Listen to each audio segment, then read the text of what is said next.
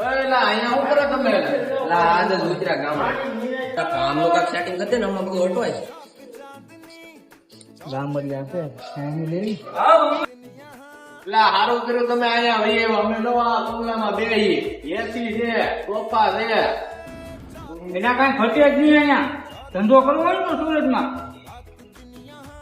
તો અમારું ભાઈ સેટિંગ કરી દે ને. ખાવા પીવાનો કાંઈ મેળ નથી, હોવાનો કાંઈ પૂછરા છીએ.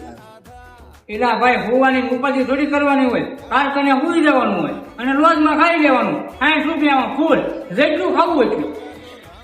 મારી અરે વીઆઈ તું એસી માં હું રહું તને, અને રોજ 5 વાગે નાસ્તો.